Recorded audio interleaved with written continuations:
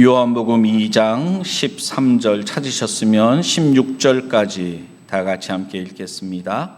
유대인의 유월절이 가까운지라 예수께서 예루살렘으로 올라가셨더니 성전 안에서 소와 양과 비둘기 파는 사람들과 돈 바꾸는 사람들의 앉은 것을 보시고 노끈으로 채찍을 만드사 양이나 소를 다 성전에서 내어 쫓으시고 돈 바꾸는 사람들의 돈을 쏟으시며 상을 엎으시고 비둘기 파는 사람들에게 이르시되 이것을 여기서 가져가라.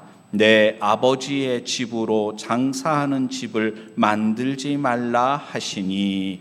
아멘. 할렐루야. 하나님께서 이 시간에도 귀한 은혜 주실 줄로 믿습니다. 오늘 협의의 주일을 맞이해서 이 본문을 가지고 참된 성전 되신 예수님이라는 제목으로 말씀을 함께 나누려고 하는데요. 먼저 우리 함께 찬양을 한 곡 부르고서 말씀을 나누겠습니다. 찬송가 245장 시온 성과 같은 교회 그의 영광 한없다. 찬송가 245장 함께 찬양하겠습니다.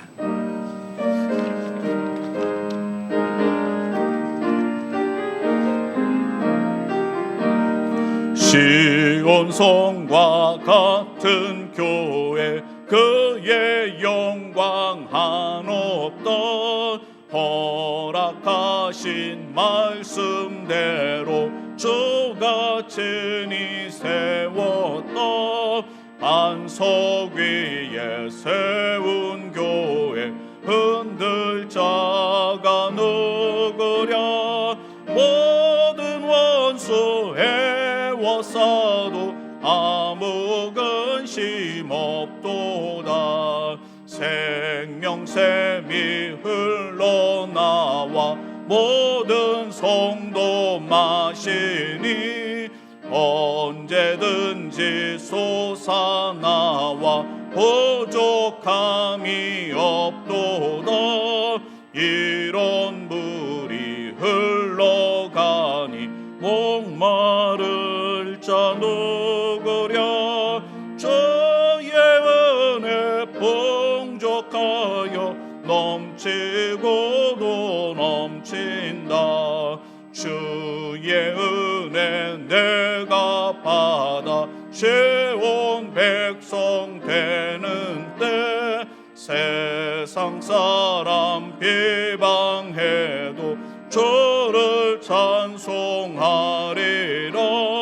세상 헛된 모든 영광 아침 안개 같으나 주의 자녀 받을 복은 영원 무궁하도다.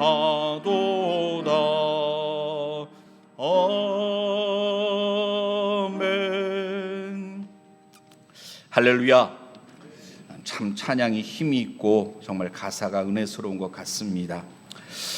오늘 우리가 함께 읽은 말씀에 보면 예수님께서 성전에 들어가셔서 채찍을 만들어서 거기서 장사하며 환전하는 사람들을 꾸짖고 짐승들을 내어 쫓는 장면이 나옵니다. 이 말씀을 보면서 사람들 중에 어떤 사람들은 야!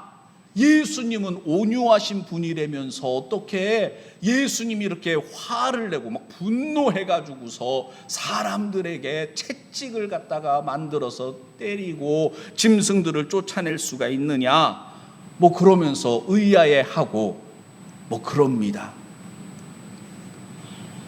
분명히 오늘 여기 말씀에 보면 예수님께서 성전에 들어가셔서 분노하시면서 거기에서 장사하는 사람들 쫓아내시고 그럽니다.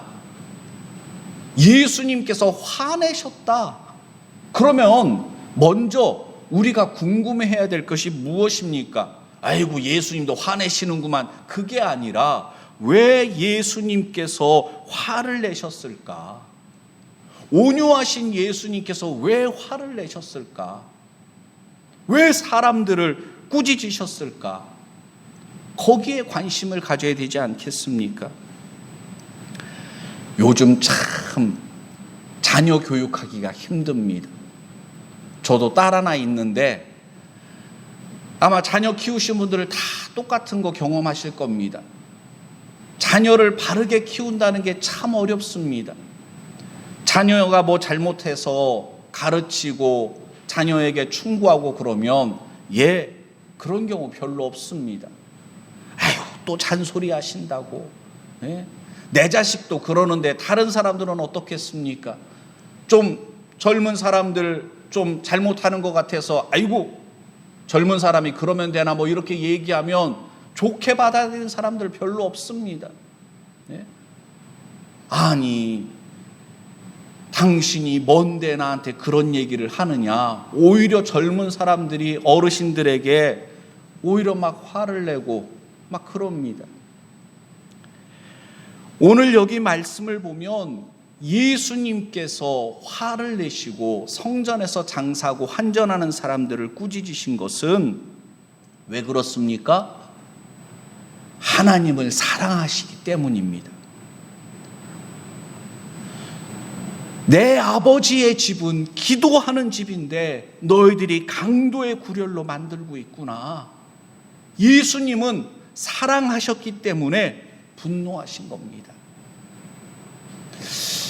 그러고 보면 관심이 있으니까 서운하기도 하고 화가 나기도 하고 그런 것 같습니다. 한번 따라해 주세요. 사랑하는 만큼 아프다.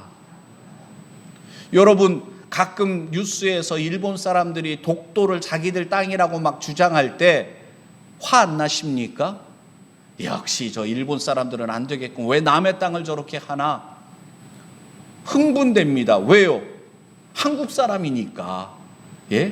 뭐 미국이나 뭐 다른 나라 사람들이라면 뭐 그냥 뭐 대수롭지 않게 흘려버릴 수도 있겠지만 대한민국 국민이니까 우리나라 땅을 갖다 자기들 땅이라고 우기는 사람들을 볼 때 화가 날 수밖에 없습니다.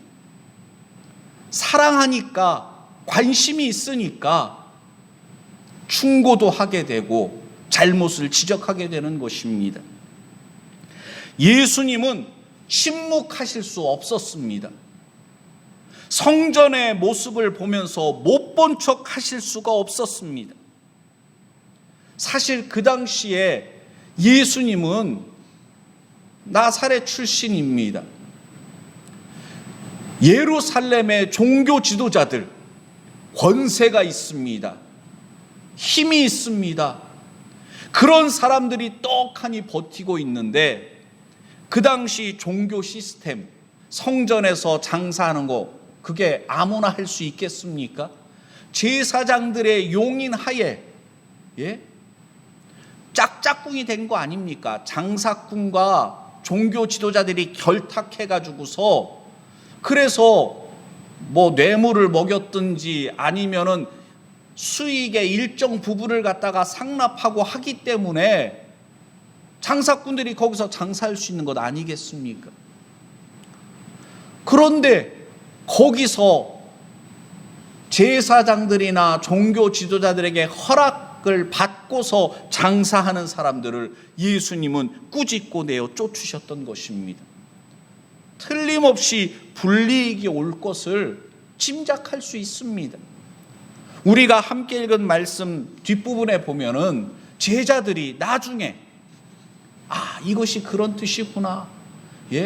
구약 성경 시편의 말씀을 그들이 생각하면서 성전을 사랑하는 그 마음, 그것 때문에 결국 예수님께서 종교 지도자에게 밉보이게 되고 어떻게 저 예수를 죽여버릴까 사람들이 음모를 꾸미고 결국은 십자가에 못 박아 죽이지 않습니까? 그러한 것들을 예수님께서 예상 못하셨겠습니까? 그런데 예수님께서는 못 본 척 하실 수 없었고 침묵하실 수 없었던 것입니다. 예수님께서 예루살렘 성전에 가셔서 여기서 성전 정화 이렇게 성전에서 장사하는 들 쫓아내고 그렇게 했는데 그 당시 예루살렘 성전은 어떤 상황이었냐면 공사 중이었습니다. 뭐라고요? 공사 중. 예루살렘 성전은 아직 완성되지 않았습니다. 공사 중이었습니다. 사람들이 예수님께 따지면서 할 때 이 성전은 46년 동안 짓고 있었다 그러는데, 역사적으로 살펴보면은 이 성전은 헤롯 성전이라고 불려졌습니다. 왜냐하면 헤롯 왕이 지은 성전이기 때문입니다. 주전 20년에 공사가 시작돼 가지고서 주후 64년경쯤에 완공이 됩니다. 그러니까 성전 하나 짓는데 몇 년이 걸렸냐면 80년 넘게 걸렸습니다. 헤롯 왕이 왜 이렇게 정성을 다해서 성전을 지었냐면, 헤롯 왕이 하나님을 경외하고 그의 신앙이 특별해서가 결코 아니고 정치적인 목적 때문이었습니다. 헤롯 왕의 출신은 정통 유대인 출신이 아니고 에돔 출신이었습니다. 정통성을 백성들로부터 인정받지를 못했습니다. 그래서 백성들의 환심을 사기 위해서 성전을 80년에 걸쳐 지은 겁니다. 목적 자체가 하나님의 영광을 위해서 지은 게 아니었던 것입니다. 그러니 어떻게 되겠습니까? 사람들이 야, 저것 좀 봐라. 제자들도 예수님께 자랑했거든요. 저 성전을 보십시오. 얼마나 웅장하고 얼마나 야, 하나님의 영광이 가득한 것 같지 않습니까? 막 그러는데, 예수님께서 예언하신 대로 이 성전은 결국 로마 군대에 의해서 철저하게 파괴가 되는데, 성전이 만들어지는데 몇 년 걸렸다고요? 이 마스크를 쓰고 예배드리니까 참 편하신 것 같아요. 80년 넘게 걸렸는데 이 성전이 지어진 지 6년 만에 파괴되어 버립니다. 너무 어이없지 않습니까? 허무하지 않습니까? 그렇게 80년 넘게 정성을 다해서 이 성전을 지었는데 겨우 6년 만에, 10년도 되지 않아서 철저하게 파괴됩니다. 어떻게 하나님의 성전이 이렇게 파괴될 수 있습니까? 하나님과 무관한 성전이었기 때문입니다. 하나님을 위한 성전이 아니라 헤롯 왕을 위한, 인간을 위한 성전이었습니다.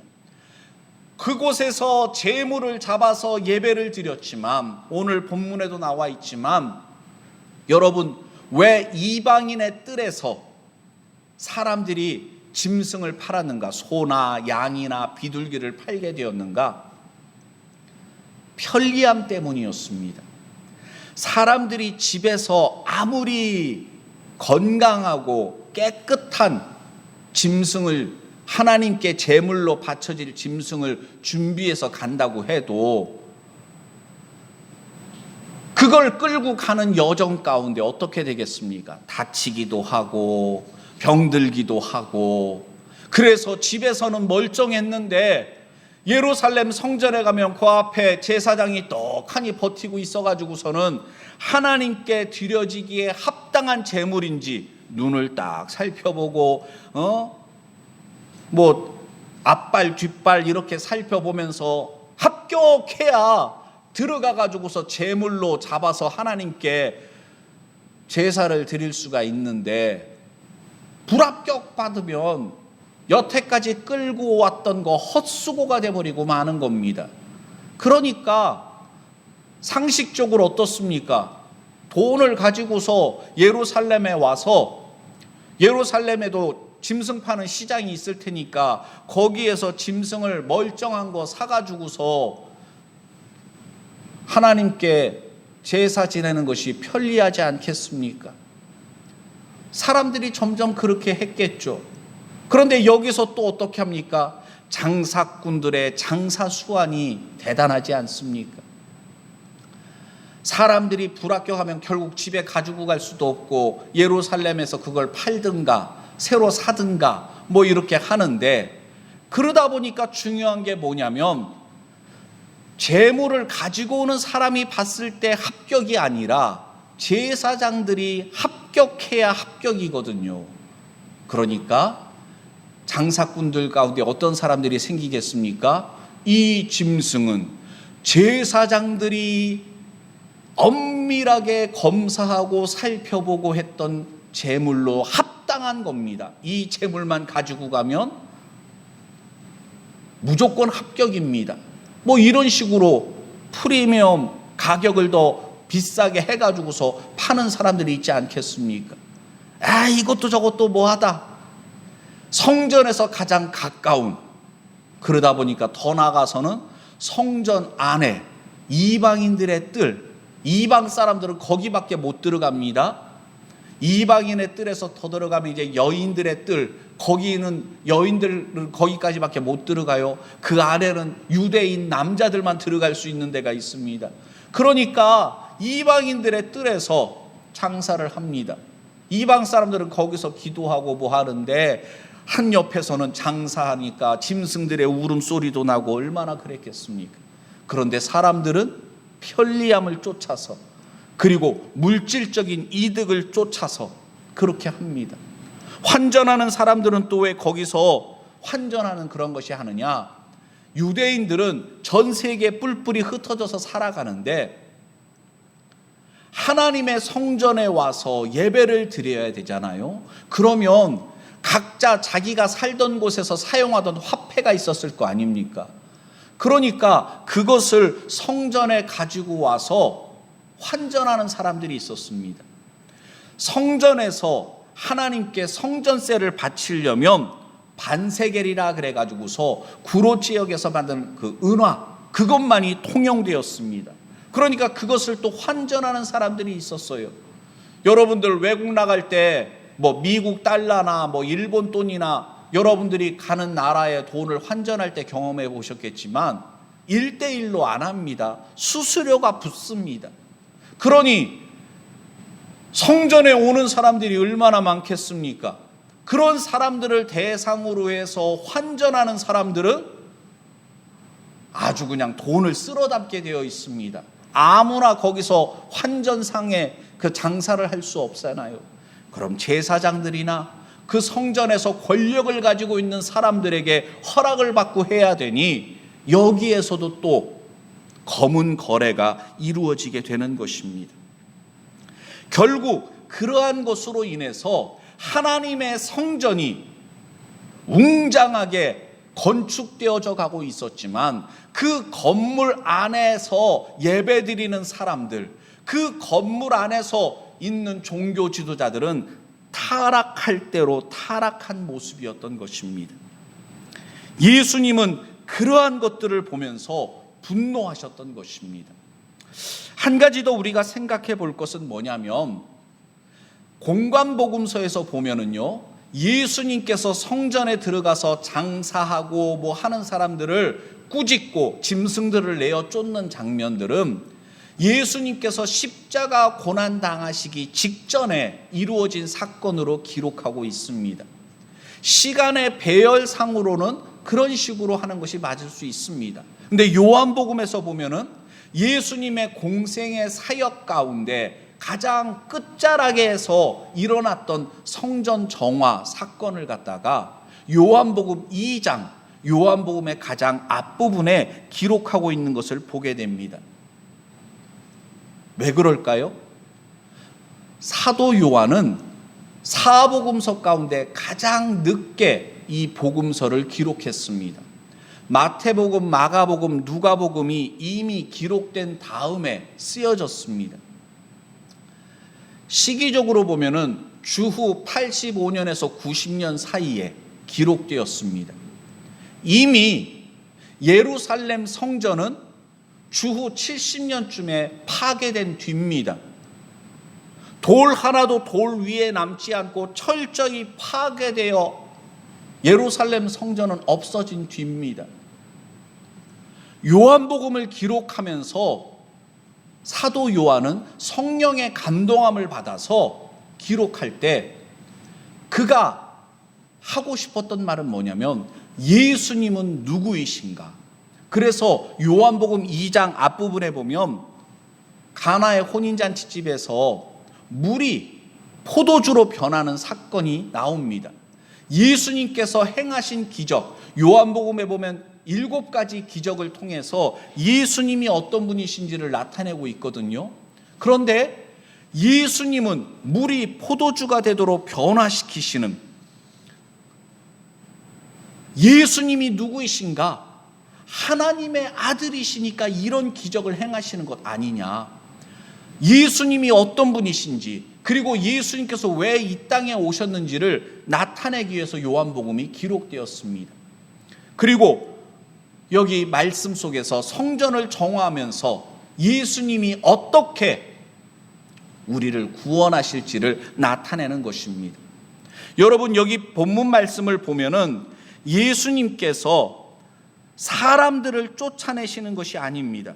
15절 말씀 다시 한번 읽어보면요, 노끈으로 채찍을 만드사 양이나 소를 다 성전에서 내어 쫓으시고, 사람을 쫓아냈다고 말씀하고 있는 것이 아니라 거기에서 장사하던 양이나 소를 다 성전에서 쫓아냈다. 이 양이나 소는 어떤 짐승들이었습니까? 사람들에게 팔려서 성전에서 희생 제물로 하나님께 드려질 것들이었습니다. 그런데 이 짐승들을 쫓아내셨다. 왜요? 더 이상 양이나 소나 비둘기 같은 제물이 필요 없다는 것입니다. 예수님은 유월절 어린 양으로 오셨다 그랬습니다. 출애굽기에 보면은 이스라엘 백성들이 출애굽 사건이 일어날 때 10가지 재앙 중에 마지막 재앙, 애굽에서 처음 태어난 것은 다 천사들이 죽여버립니다. 그런데 문설주에 양의 피가 발려져 있으면 천사들이 그 집은 그냥 넘어갔습니다. 그 집안에 있는 사람들은 살 수가 있었던 거예요. 그게 뭡니까? 예수님을 상징하고 있었던 것입니다. 예수님께서 자기 자신을 희생 제물로 내어주셔서 단번에 우리의 모든 죄값을 대신 담당하시고 십자가에서 죽으셨다는 것입니다. 예수님께서 희생 제물이 되시니 더 이상 희생 제물로 쓰여질 양이나 소 필요 없다는 것입니다. 그것을 예수님께서는 나타내 보이셨던 것입니다. 그리고 여기 말씀에서도 보면은 13절에 유대인의 유월절, 그때 이런 일이 있었다라는 말씀을 하는 것이 바로 그것을 더 분명하게 나타내고 있는 것입니다. 성도 여러분, 예수님께서 사람들에게 말씀하십니다. 우리 18절과 19절 말씀을 한번 찾아서 읽어볼까요? 요한복음 2장 18절과 19절입니다. 이에 유대인들이 대답하여 예수께 말하기를 내가 이런 일을 행하니 무슨 표적을 우리에게 보이겠느뇨? 예수께서 대답하여 가라사대 너희가 이 성전을 헐라 내가 사흘 동안에 일으키리라. 아멘. 예수님께서 이렇게 성전에서 하시니까 사람들이 네가 뭔데? 네가 무슨 자격으로 이런 일을 행하느냐? 아주 그냥 화가 나가지고서는 예수님께 따지고 있습니다. 유대 종교 지도자들의 묵인하에 허락을 받고 장사를 하고 환전을 하고 그랬는데 예수님께서 그들을 쫓아내시고 짐승들을 쫓아내고 하니까 네가 뭔데? 당신이 무슨 자격으로 이런 일을 하느냐라고 따지는 것입니다. 그런데 그런 그들에게 예수님께서 하신 말씀은 다른 게 아니라 너희가 성전을 헐라 내가 사흘 동안에 일으키리라 말씀하신 겁니다. 이것은 무엇을 말씀하는 거였습니까? 설명이 그 뒤에 나옵니다. 20절부터 읽어볼까요? 유대인들이 가로되 이 성전은 46년 동안의 지역건을 내가 3일 동안에 일으키겠느냐 하더라. 그러나 예수는 성전된 자기 육체를 가리켜 말씀하신 것이라. 아멘. 즉 성전을 헐라라고 말씀하신 것은 무엇입니까? 예루살렘 성전을 빗대어서 예수님 자신이 성전이시거든요. 여러분, 성전이 거룩한 것은 건물이 거룩하기 때문이 아니라 하나님의 임재를 상징하고 있기 때문입니다. 하나님은 거룩하신 분이십니다. 그 거룩하신 하나님께 모여서 예배드리는 곳이 거룩한 거예요. 모세가 장인의 양이나 치면서 광야에서 생활을 하는데 어느 날 떨기나무 불꽃, 나무가 불에 타는데 나무는 타지 않고 그냥 불길만 그렇게 하니까 이야 신기하다, 이게 뭐냐 다가가는데 하나님의 음성이 들리잖아요. 모세야, 내 발에서 신을 벗어라, 여기는 거룩한 곳이다라 그랬잖아요. 아니, 광야 사막이 어떻게 거룩한 곳이 될 수 있습니까? 하나님께서 임재하신 곳이기 때문입니다. 그래서 성전은 여러분 무엇입니까? 예수님이 성전이시라는 겁니다. 우리가 분명하게 잊지 말아야 될 것은 뭐냐면 이 건물은 예배당입니다. 우리가 예배 드리기 위해 모인 곳입니다. 성전은 없어요. 구약의 성전은 이미 오래전에 주 70년 전에 철저하게 파괴되고 지금은 예루살렘에 가면 통곡의 벽이라 그래서 담벼락 조금 남아있을 뿐입니다. 착각하면 안 됩니다. 예수님 당시의 유대인들이 성전을 우상화했습니다. 절대화시켰습니다. 그러면서 거기에서 예배를 주관하고 그것을 관리하는 사람들이 기득권을 가지고 장사하는 사람들과 검은 거래를 통해서 이득을 취하고 그렇게 했었습니다. 종교의 타락인 것입니다. 그런데 어떻습니까? 역대하 6장에 보면은 솔로몬이 성전을 짓고 나서 하나님께 기도하는 내용이 나오는데 솔로몬이 뭐라고 기도를 했냐면 하나님이 참으로 사람과 함께 땅에 거하시리이까 하늘과 하늘들의 하늘이라도 주를 용납지 못하겠거든 하물며 내가 건축한 이 전이오리이까. 그렇게 고백합니다. 성막에 있던 하나님의 초소를 보면서 다윗이 안타까워하면서 하나님을 위한 성전을 짓고자 할 때 다윗의 마음은 하나님을 사랑하는 마음으로 충만했습니다. 그런데 하나님께서 아니다, 너의 손에 피가 많이 묻었다, 내 아들이 내 성전을 지을 것이다. 그래서 다윗은 하나님의 성전에 필요한, 하나님의 성전을 짓기 위해서 필요한 모든 것들을 준비했습니다. 그리고 그것들을 가지고 솔로몬이 성전을 완성합니다. 그런데 그 솔로몬도 성전을 향해서 어떻게 거룩하신 하나님과 죄인된 인간이 함께 머물 수 있겠습니까? 어떻게 온 우주를 창조하신 하나님을 내가 지은 이 건물에 제한할 수 있겠습니까? 어떻게 이곳을 할 수 있겠습니까? 고백했잖아요. 그런데 시간이 흘러가면서 사람들은 성전을 우상시하고 절대시하고 특별하게 하고 하나님을 사랑하기 때문에 그렇게 마음을 가질 수는 있지만 그것이 변질되니까 문제입니다. 우리가 드리는 이 예배당을 특별하게 생각해가지고서 어떻게 성전에서 그러면 되느냐, 뭐 이럴 수도 있잖아요. 지금은 안 그러는데 예전에는 이 강대상은 아무나 닦지 못했었던 때가 있어요. 저 어렸을 때는 강대상을 닦는 분은 따로 있었습니다. 또 닦을 때도 아무 걸로 안 닦았죠.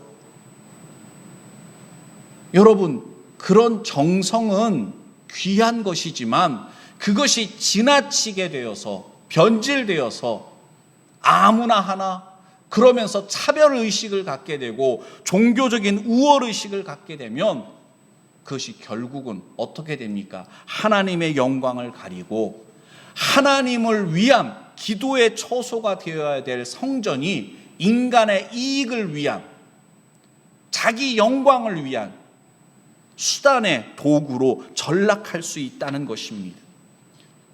이제는 성전 개념이 아닙니다.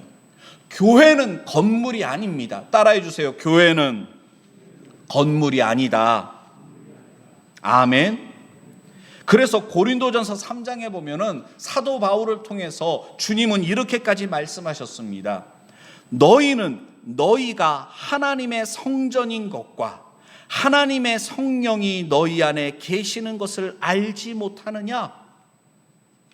고린도 교회가 세속화되어서 교회 안에서 성도들끼리 다투고 누가 더 잘났냐? 누가 가진 은사가 더 좋은 은사냐? 그냥 서로 잘났다고 아둥다둥하면서 다툽니다. 교회 안에 범죄한 죄인들이 있는데 제대로 치리하지도 못하고 그런 모습들이 보이니까 탄식 가운데 사도 바울을 통해서 주님께서 하신 말씀인 겁니다. 너희가 하나님의 성전인 것을 알지 못하느냐? 우리 안에 주님이 내주하고 계신 줄로 믿습니다. 우리가 성전이에요. 왜? 내가 거룩한 것이 아니라 예수님을 모시고 있기 때문입니다.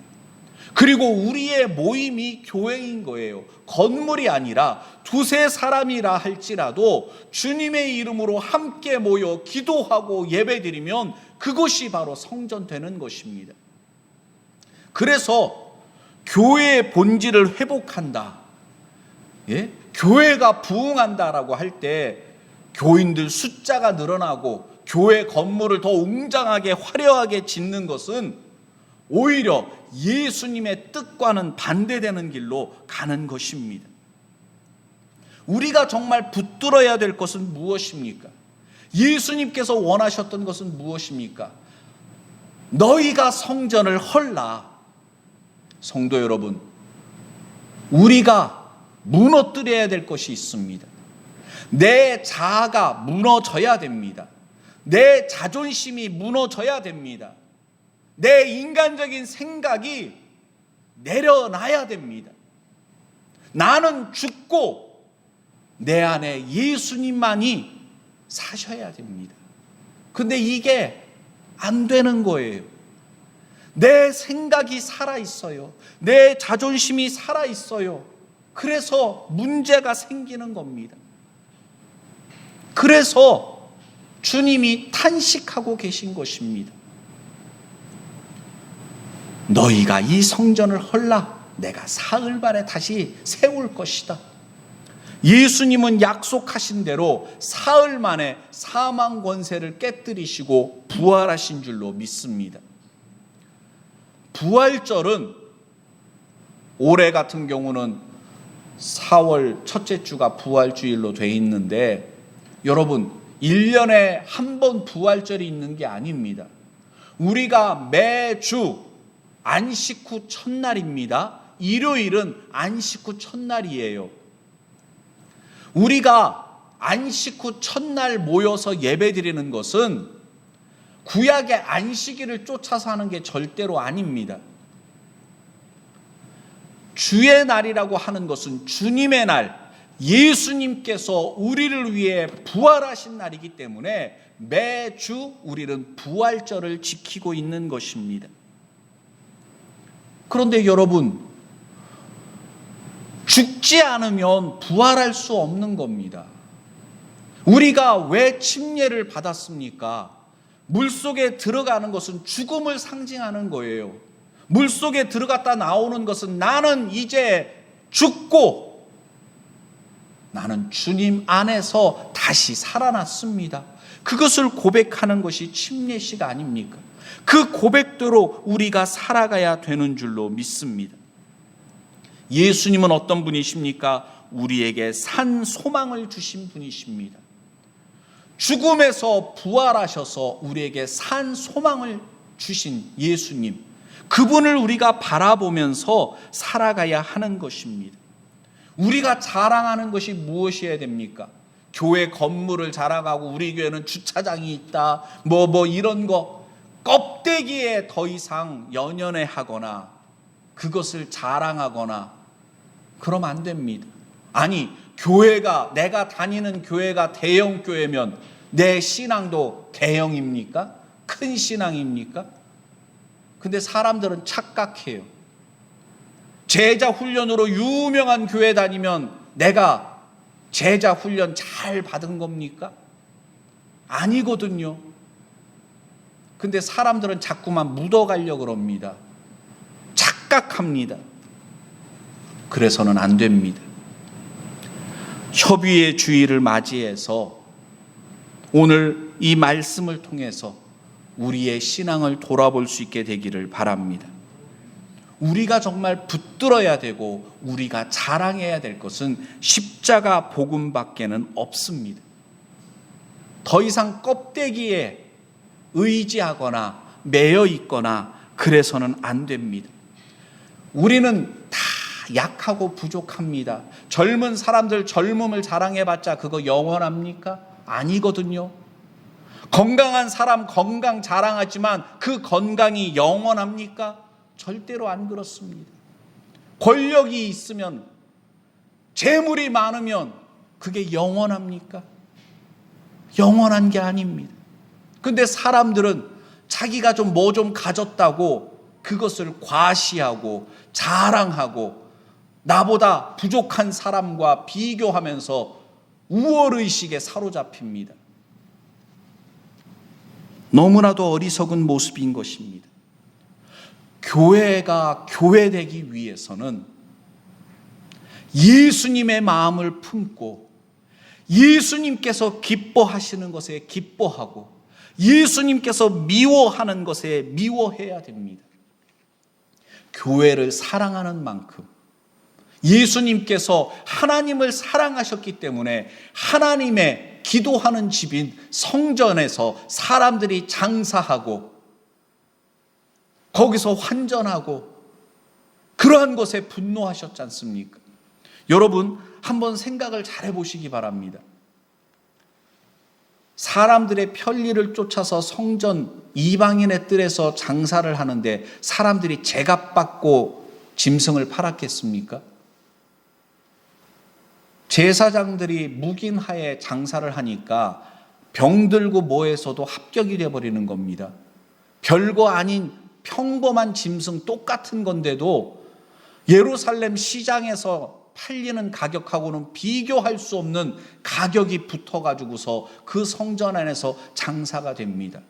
그러면 돈을 가진 사람들은 뭐 어차피 다 성전을 위해서 사용되어질 돈인데 어차피 하나님께 헌금 드린다 생각하고 뭐 좀 비싸더라도 뭐 하지 뭐 까짓 거 이 정도쯤이야 뭐 부담도 안 되는데 그럴 수 있지만 가난한 사람들, 어려운 가운데 있는 사람들은 그 비둘기는 가장 싼 값에 돈이 없어도 하나님께 예배 드릴 수 있도록 허용되었던 것인데 비둘기마저 하나님께 제물로 드리기 힘든 그런 상황을 만들어 버렸던 것입니다.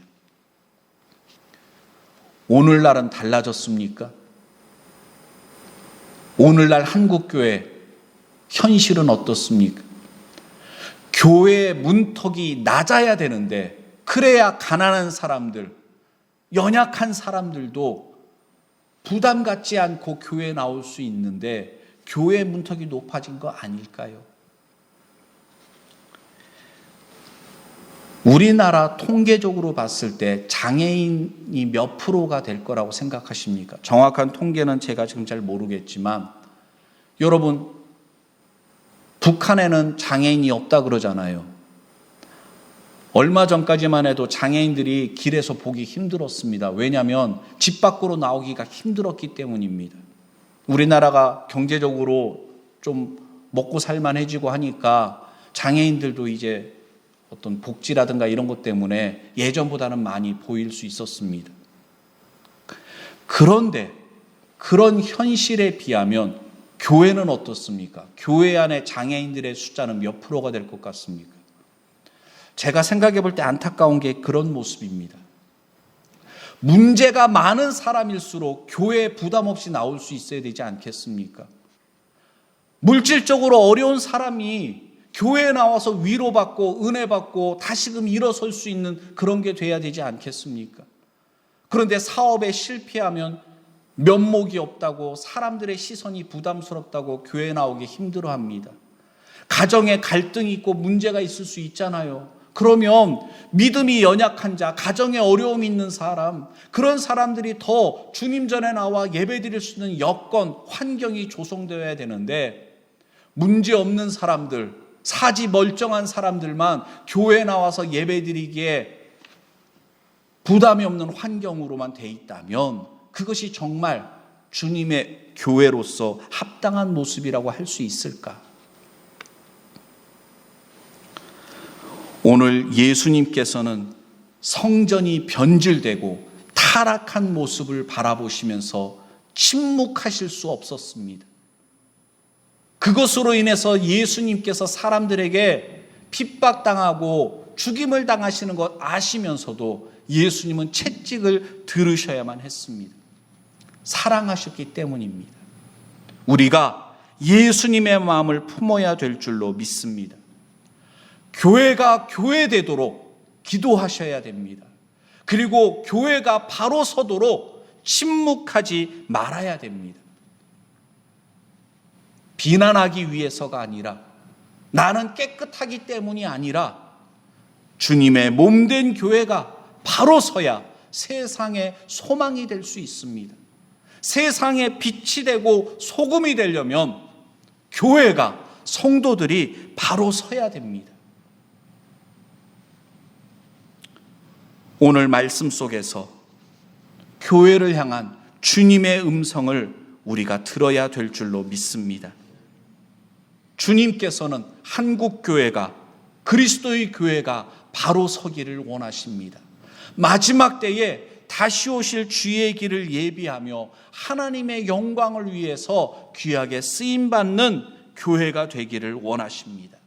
우리 서인교회가 그런 교회 되기를 원합니다. 하나님께서 기뻐하시는 교회, 믿음이 연약한 자, 고통 중에 있는 자, 절망 가운데 있는 사람들의 위로가 되고 소망이 되는 교회가 되기를 원합니다.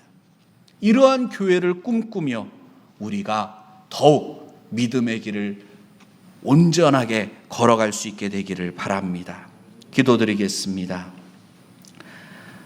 아버지 하나님, 하나님의 집, 하나님의 교회가 바로 서야 될 줄로 믿습니다.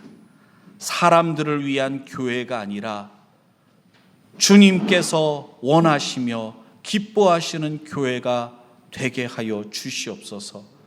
특별히 협의의 주일을 맞이하여 우리 한국 그리스도의 교회가 초대교회로 돌아가자라는 것이 구호에 그치지 않고 한국교회의 롤모델이 되며 한국교회가 나아갈 방향을 제시하는 그런 교회 되기를 원합니다.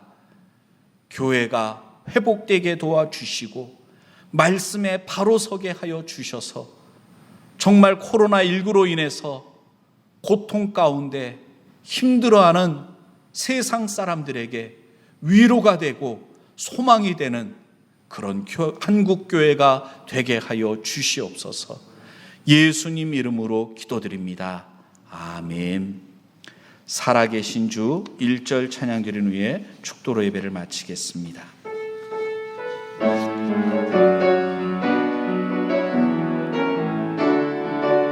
주 하나님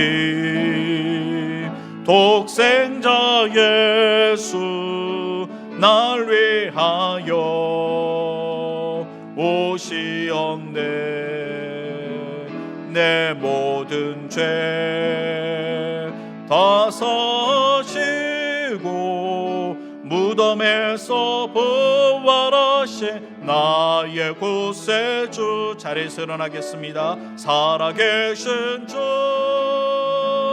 나의 참된 소망 걱정 근심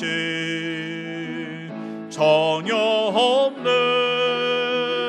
사랑의 전에 갈 길은 도하니 내 모든 삶의 기쁨 늘 충만하네. 지금은 우리 주 예수 그리스도의 은혜와 아버지 하나님의 무한하신 사랑과 성령의 교통하심이 예수님을 우리의 구세주로 삼고 예수님께서 기뻐하시는 교회의 모습을 회복하며 나아가기로 다짐하는 주의 백성들 머리머리 위에 지금부터 영원토록 늘 함께하여 주시기를 예수 그리스도의 이름으로 간절히 축원드리옵나이다. 아멘.